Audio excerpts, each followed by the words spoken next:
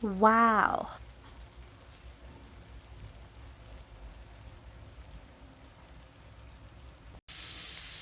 Ayun, nag-isa tayo ng luya, bawang, sibuyas.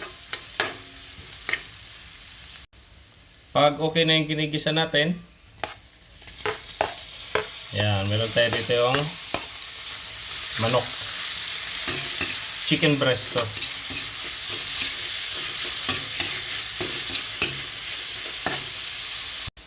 Lagyan natin ng durog na paminta. Tsaka patis. Kaunti lang. Tapos yan, takpan muna natin. At yan,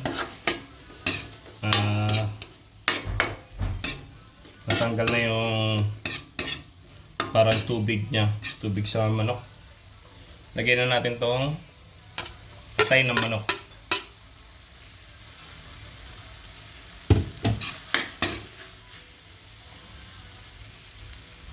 Lagyan na rin natin tong laurel.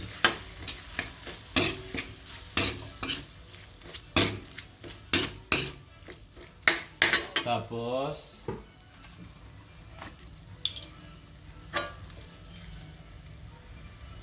lagyan natin ng toyo.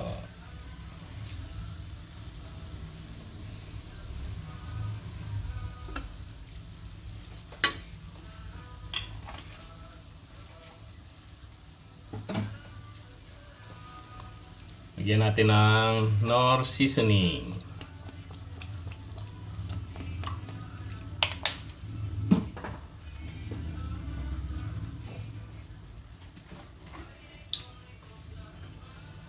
Lagyan natin ng suka.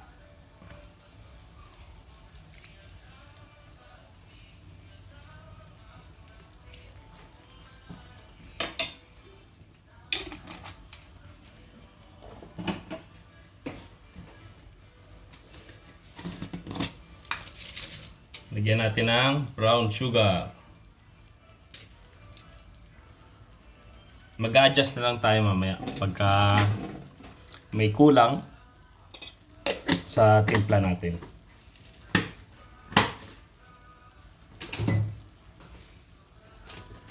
Dagdagan pa natin ng kaunting ground durog na paminta.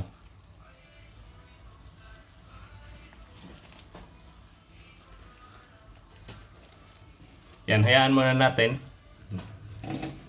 na kumulo.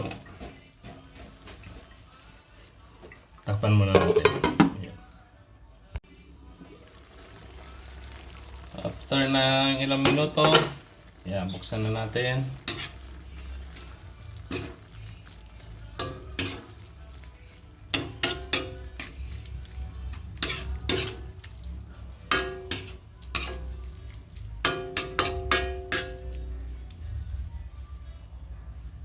I-reduce lang natin yung sabaw niya. Tapos yan, tsaka natin ilalagay yung kangkong. Yan, ganito. Pagka ganito na siya, lagay na natin yung timpla niya pala.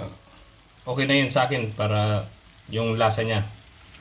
Kaya hindi na ako nagdagdag. Lagyan na natin ito yung kangkong, yung tangkay.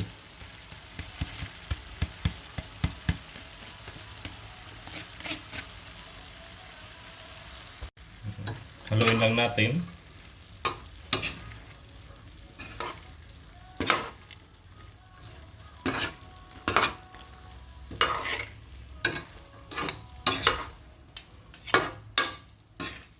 Ang iba, ginagamit talaga nila dito yung atay ng baboy.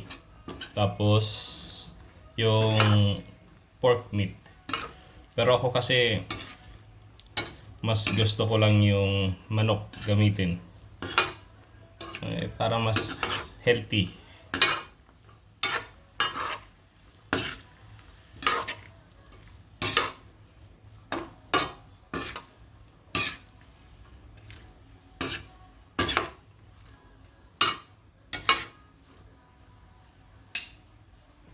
Tapos dito, pwede na natin ilagay yung sili.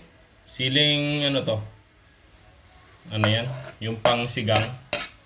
Tsaka isang siling maanghang. Depende na sa inyo kung gusto nyo pa dagdagan ng anghang. Dagdagan nyo na sili. Pero sa akin kasi tama na yung habang may konting anghang lang.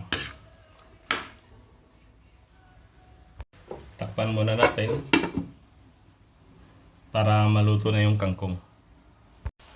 Yan, luto na ang ating isang Bicol dish na naman. Yan ang bopis ng Bicol. Yan, tawag sa amin yan kandingga.